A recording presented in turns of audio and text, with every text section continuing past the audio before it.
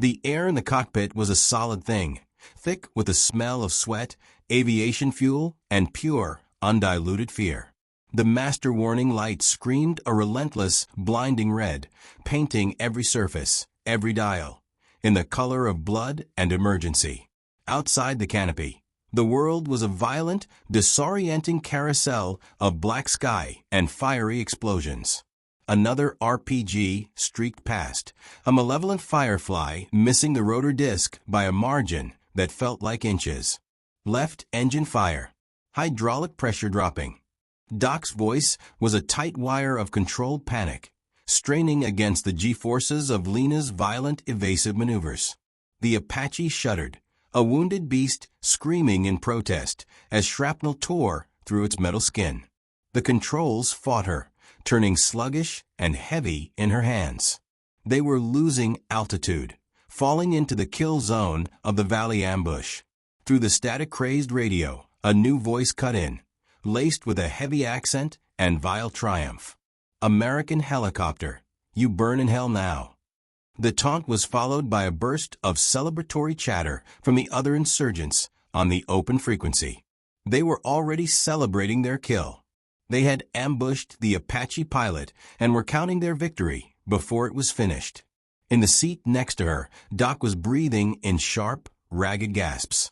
Lena's own heart hammered against her ribs, a frantic drumbeat against the symphony of alarms.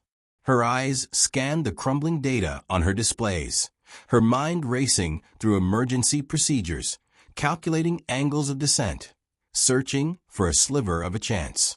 The gloating voice came back, louder this time, more arrogant. "Your death is a gift to our cause." And then something shifted. The fear, the noise, the certain end. It all narrowed into a single, ice-cold point of focus. A strange, almost surreal calm settled over her. The insult of their premature celebration, the sheer audacity of it, didn't spark anger. It sparked something else. A sound escaped her lips. It wasn't a scream. It wasn't a sob. It was a short, sharp, and utterly dismissive laugh. It was a sound devoid of fear, full of a terrifying confidence. It crackled over the same open frequency the enemy was using, cutting through their chatter and the roar of the dying helicopter. You shouldn't have missed. The effect was instantaneous. The enemy radio fell into a dead, stunned silence. For 2 precious, eternal seconds, the only sounds were the scream of their damaged engine and the wind rushing past the canopy. In that silence, Lena's hands moved, not with panic, but with a surgeon's precision. Her thumb found the weapon control switch. Her eyes locked onto a thermal signature on the ridge. The laugh had been a weapon, a psychological grenade thrown right back at them. It had bought them the one thing they desperately needed: time. And, in their world, time was the difference between life and death. The hunt was back on. The echo of her own laugh seemed to hang in the charged air of the cockpit, a stark contrast to the mechanical shrieks of the dying Apache. That single, defiant sound had severed the enemy's celebration, plunging their radio into a void of confused silence. 2 seconds. It was all she needed. Her world shrank to the green glow of the targeting display, her hands moving with an instinct forged in countless hours of simulation and real fear. Her thumb found the weapon control switch, a deliberate, smooth motion. "Gun, gun, gun. Troops in the open," she stated, her voice a flat, emotionless instrument now, all traces of the laugh gone. The insurgents' thermal signatures were clear on the ridge, bright white ghosts against the cooler earth. They were still clustered, likely reloading, confident their prey was finished. The 30mm chain gun beneath the aircraft's nose roared to life. The sound was a brutal, percussive BRRT that vibrated through the airframe, a tangible extension of her will. Tracers streaked into the night, stitching a line of devastating fire across the ridge. The white-hot figures on her screen scattered, some vanishing instantly. There was no triumph in it, only a grim, surgical necessity. They were a threat. She neutralized the threat.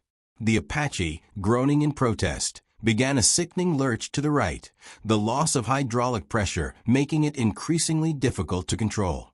"I've got it," she muttered, more to herself than to Doc, her arms straining against the stick, muscles burning as she fought the aircraft's desire to spiral. "Doc, talk to me. Give me numbers." Doc's voice came back, steadier now, the initial shock replaced by the familiar rhythm of their partnership. "Right engine is nominal, but we're losing primary flight controls. Switching to backup. Altitude 1200 and falling. Airspeed 140. We need to get out of this valley." "Working on it," she grunted, banking the wounded bird into a tight, shuddering turn, using the remaining thrust to claw for altitude away from the deadly ridge lines. The enemy radio remained silent. The ambush was broken. The laughter had stolen their momentum, and the chain gun had stolen their lives. Clearing the mouth of the valley, the world opened up again. The immediate threat was over, but the battle was not won. The cockpit was a chorus of warning chimes. The acrid smell of electrical smoke began to tickle her throat. They were flying a crippled machine, and home was a long, dangerous flight away. Every second was a calculation, a balance between power and stress, between speed and stability. She was no longer just a pilot. She was a mechanic, a strategist, fighting for every inch of sky, her focus absolute, her breathing finally starting to slow into a rhythm matching the labored thump of the damaged rotor. The silence from Doc was one of intense concentration, a shared burden as they began the long, perilous journey back. The silence in the cockpit was heavier than the noise that had preceded it. It was a thick, fragile thing, punctuated only by the labored groan of the airframe and the relentless, monotonous blare of the master alarm. Lena's hands ached from the strain of fighting the controls, each minute movement requiring immense physical effort. The smell of burnt wiring and hot metal was a permanent scar in the air, a constant reminder of how close they had come to becoming a fireball in the Afghan night. Doc's voice was a low, steady hum in her headset, a lifeline in the swirling disorientation. "Primary hydraulics are gone. We're on manuals. Left engine is shut down and fire is out, but the damage is extensive. Rotor RPM is holding, but just barely. We are a long way from home, Valkyrie." "Copy that," Lena replied, her voice hoarse. Her eyes never stopped moving, scanning the failing instruments, then the blackness outside, then back again.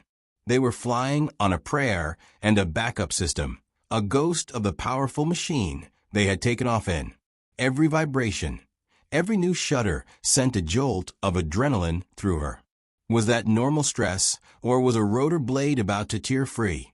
"Bagram, this is Widowmaker 7-2, she transmitted, her tone all business, betraying none of the tremor in her hands. "We are declaring an emergency.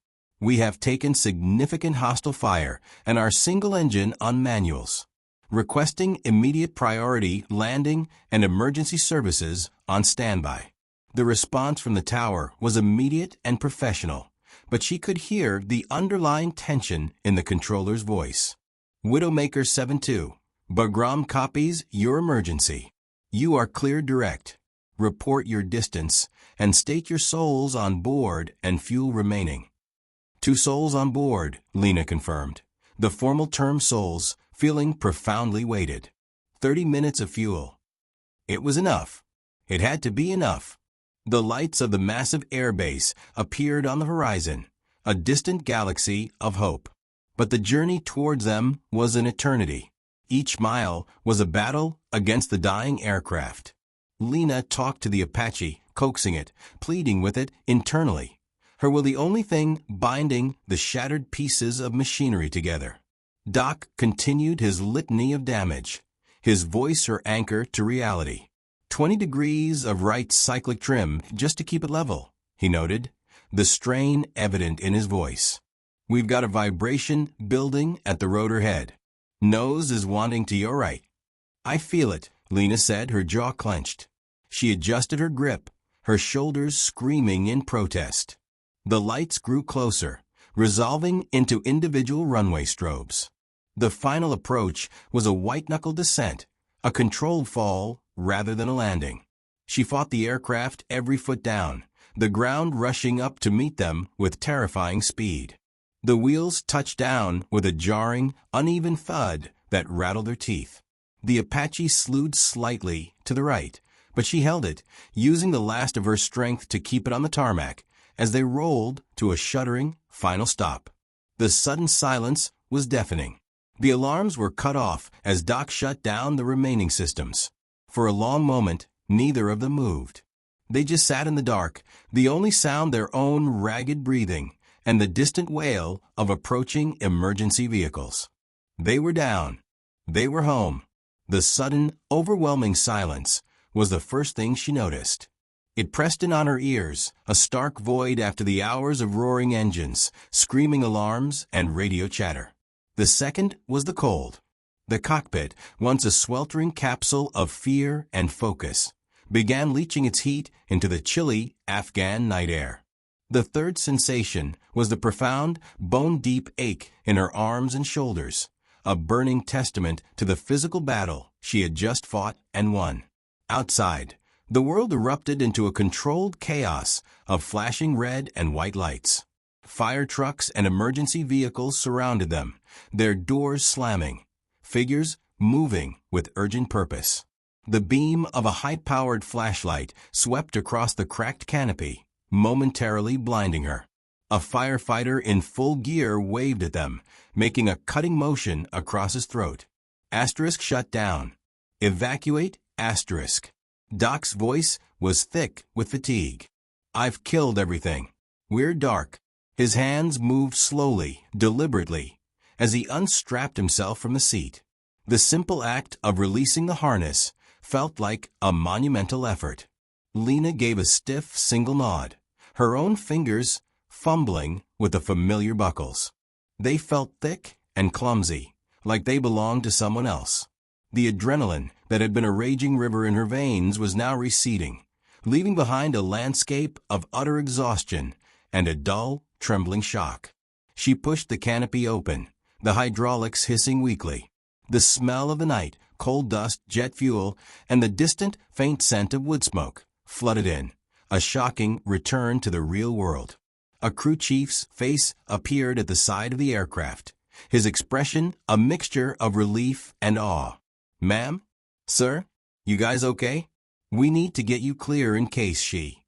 He didn't finish the sentence, just gestured at the mangled engine housing and the shredded metal of the left wing.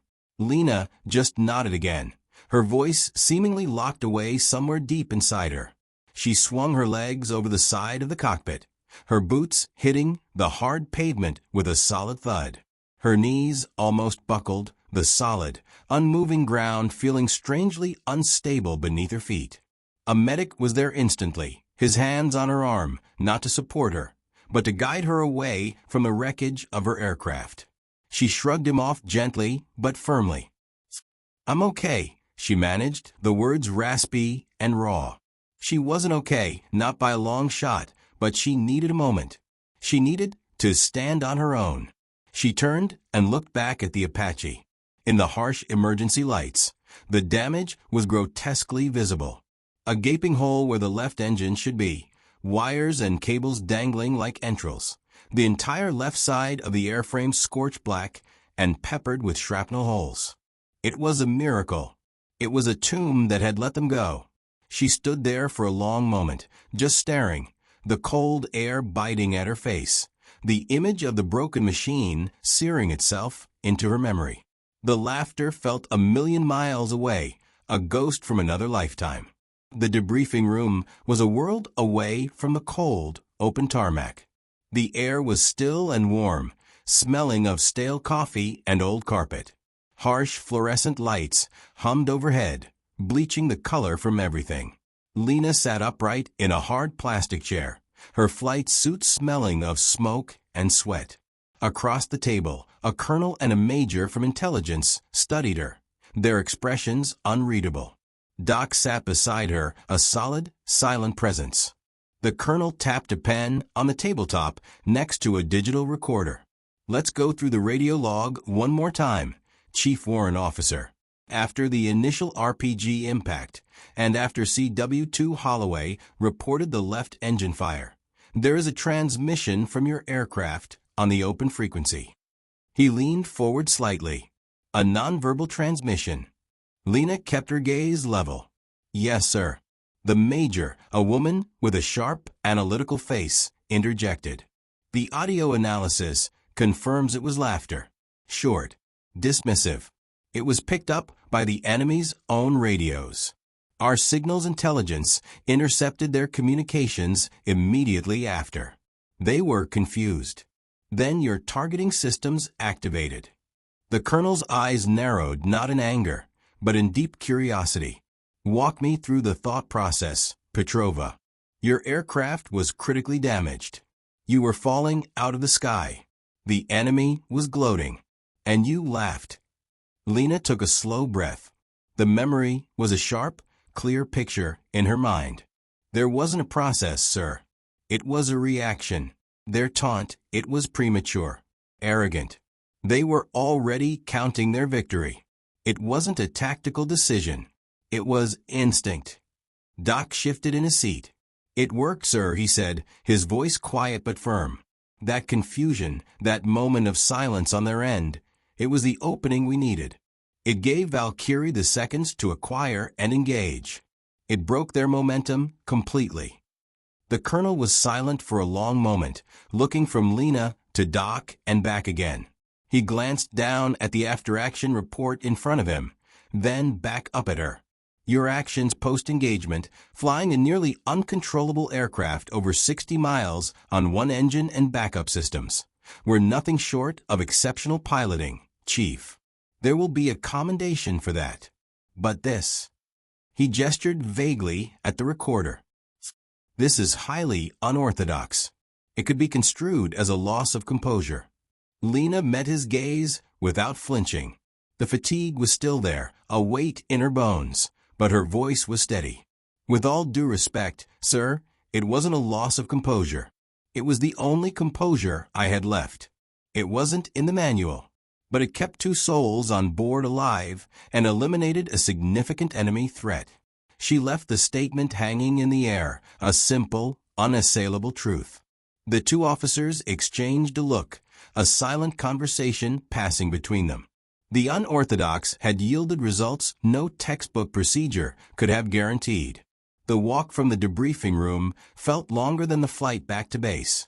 The sterile, fluorescent-lit hallway seemed to stretch on forever, a stark tunnel leading from the world of official inquiry back to something resembling normal life. Lena's body moved on autopilot, each step a conscious effort. The adrenaline was long gone, leaving a hollowed-out exhaustion in its place. Every muscle protested, a deep, resonant ache that echoed the shuddering of the dying Apache. She pushed through the heavy door, leading out onto the quiet side of the flight line. The cold night air hit her face, a relief after the stuffy room. It was deep into the night now, the base mostly asleep. The only sounds were the distant hum of a generator and the whisper of a steady wind sweeping across the open concrete. She didn't head for the barracks. Instead, her feet carried her on a familiar path, a ritual she hadn't even realized she was performing. She found herself standing before the maintenance hangar, its massive doors shut for the night. Parked to the side, under the dim glow of a security light, was her Apache, or what was left of it. In the solitude, it looked even more brutalized. The emergency crews were gone, their work done. The aircraft sat alone, a silent, broken monument to the evening's violence. The jagged hole in the engine cowling was a black wound against the gray skin of the airframe. The canopy was a spiderweb of cracks, reflecting the lonely light in 1,000 distorted directions. She stood a few yards away, her hands shoved into the pockets of her flight suit, just looking. The memory of the flight was no longer a series of events, but a sensory ghost. The violent jolt of the impacts, the deafening scream of the alarms, the smell of burning, the crushing weight of the controls in her hands. And the laugh. It replayed in her mind, that sharp foreign sound. Had it really been her? It felt like something someone else had done, a character in a story. In the quiet of the hangar, surrounded by the evidence of how close it had been, the act felt insane, reckless. The colonel's words, highly unorthodox, echoed in the stillness. A deep shiver, unrelated to the cold, ran through her. The full, terrifying weight of what had happened settled onto her shoulders finally, without an audience, without a mission to focus on. It was just her and the machine. She had cheated death. They both had. But the cost of that victory was written all over the torn metal in front of her. The laughter had been a spark of defiance in the heart of the storm, but now, in the calm, she felt the immense void that spark had momentarily held back. She stood there for a long time, not thinking, just feeling the cold and the quiet, bearing witness to the price they had paid to come home. A soft scuff of a boot on concrete broke the silence behind her. Lena didn't startle. She didn't need to turn. She knew the rhythm of that walk, the familiar, solid presence that now came to stand beside her. Doc stood there, silent for a moment, his own gaze taking in the shattered aircraft. He held 2 steaming mugs, the rich, familiar scent of strong black coffee cutting through the cold air. He wordlessly offered one to her, her fingers stiff and cold, wrapped around the warm ceramic. The heat was a small, immediate comfort, a tiny anchor in the vast sea of fatigue.